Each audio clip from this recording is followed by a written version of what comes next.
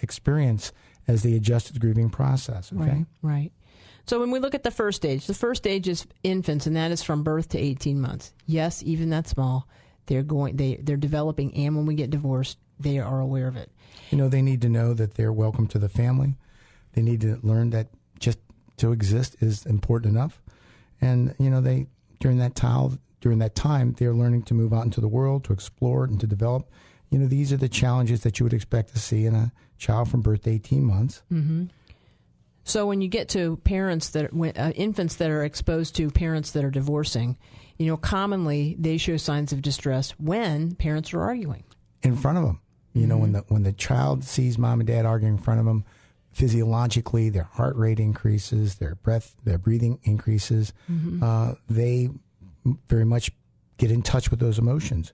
Right. When the parent is unable to provide adequate care, it causes stress or discomfort to the child. So if the parents are preoccupied with arguing and fighting and slamming doors and running in different directions, they're not feeding the child, they're not bathing the child, they're not taking the necessary care of the child. Mm-hmm. And also, when day-to-day routines of the family are changed, right, the child begins to feel insecure. Or the face has changed, so moving them to a different daycare. Yep. Is going to affect the baby because they don't know this environment, they don't know these people, and they're learning trust, and they have anxiety when things change. And even for, again, 18 months old, signs of agitation, they look listless, they're fussy, they may react to stress. The stress I'm talking about is, of course, when they see other people fighting and arguing, they begin crying, they begin acting out. Mm-hmm. They may be delayed in achieving milestones, in crawling and exploring.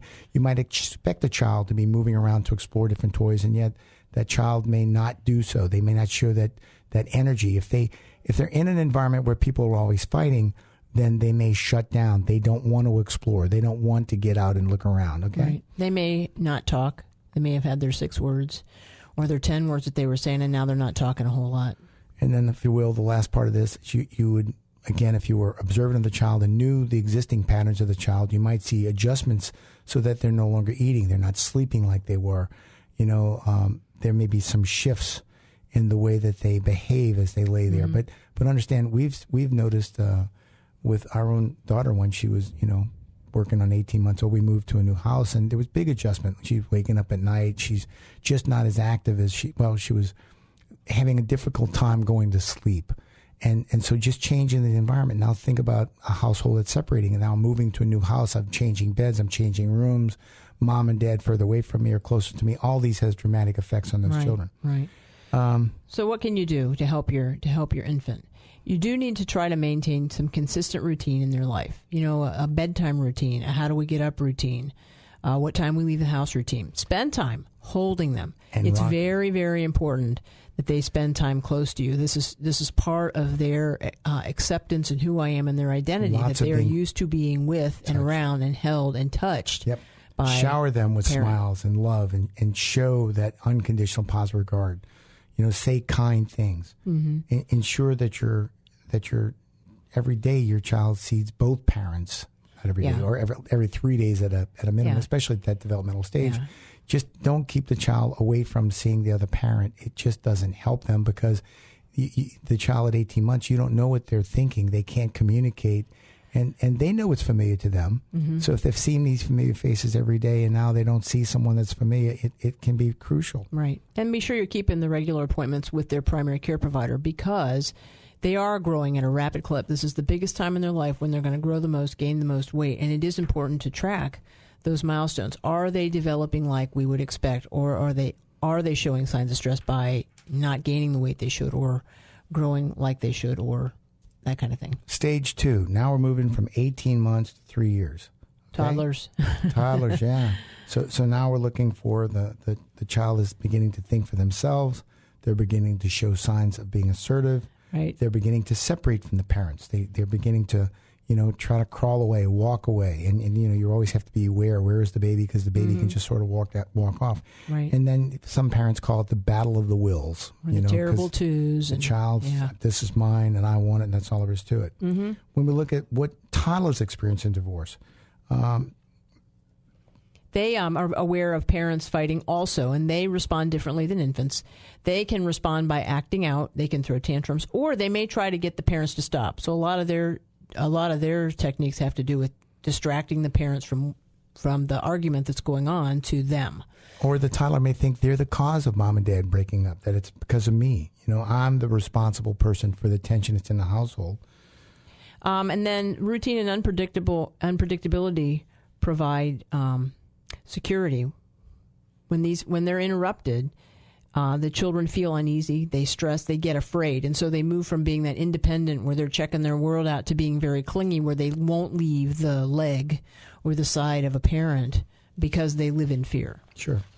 When we look at the signs of distress in toddlers, again, we're looking for that idea of regression. That is, they're not developing like they should. There's a slowdown in the process. Yeah. Maybe they're not walking like they should, or they're not acquiring language skills like they should, or their mastery of dexterity with their fingers and their hands is not quite there. Or their bathroom training. They were doing pretty good, and now they're not. They're back in the pull-up or the diaper, and it's because they're stressed by the situation at hand. They withdraw from people, and they sort of separate themselves. And the normal patterns of sleeping and eating change significantly. Right. This is signs of stress. They're just not eating, or they're eating too much. Yeah. Or they're sleeping too much, or they're sleeping irregularly, and then finally, and then they may be afraid of things that they're not normally afraid of, and you scratch your head and say, what in the world is going on?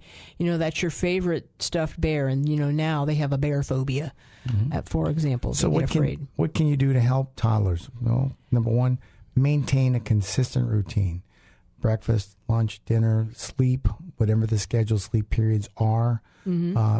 Just stabilize that. Reassure the children that they are loved. That's the most important thing, that idea of not fighting in front of them. Right. And the idea that when you're with them, you dote them with love and kindness and show them that you care. Yeah. Avoid punishing them for acting like a baby. Right. I'm going to quote that. Quit acting like, of course, they are a baby. They can act like a baby. Right. But that's where you don't get upset with them for this regression stuff, because in your mind you think they should be another place and they're not. No. And you may catch yourself saying, you're acting like a baby. Well, they're stressed out about what's going on, so be careful. And if the child doesn't want to be hugged and they're feeling like they want their space, give it to them. Don't force them to take hugs. That might push them away from you, so to speak. Be sure to set limits. We're not a believer in kids should watch cartoons and limitless play games. It's got to be regulated. You got to set limits on playtime. And be sure that you set limits on what they can do to their room. They can't just trash it. They got to, contribute to some extent on keeping it orderly, even at 3 years old. Right. And then finally, and arrange parenting time. They should go no longer than 3 to 5 days without seeing the other parent. So they tolerate the not seeing a parent for a little bit longer, but they still need to have regular time with both parents. As we move up to stage 3, preschoolers, 3 to 5 years old, the idea is that they have to learn who they are in a relationship.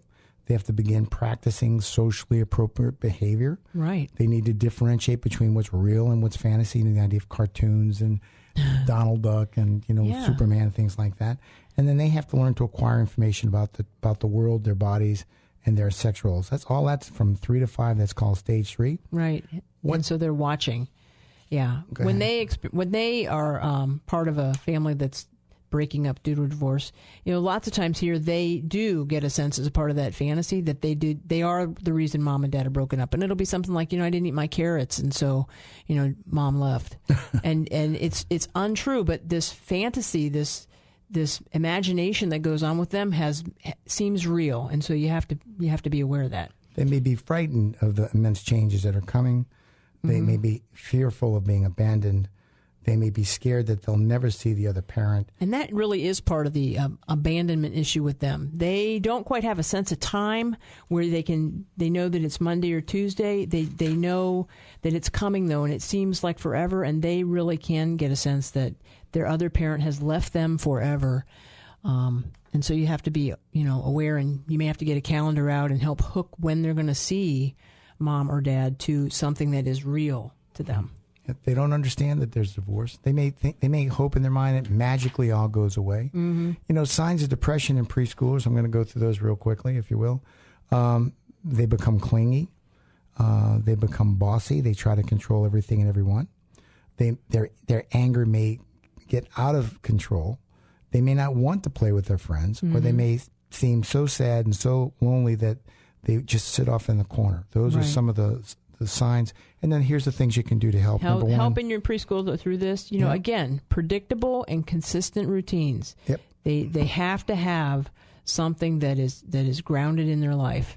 They need to be reassured that you will come back, that when you leave them at mom's house or at dad's house, I'll be back to see you, and you need to ground them from when it is that's going to happen. And then you need to be sure you keep your word. Ground them, she means make it specific that dad's going to be back or mom's going to be back, and this is actually going to happen. Needs to be reality for them. Provide opportunity for them to talk about their feelings, reassure them that they're loved, and then finally, if the child's having nightmares and if there's these other things going on, just try to find specific care for that child to work on that problem that's developing.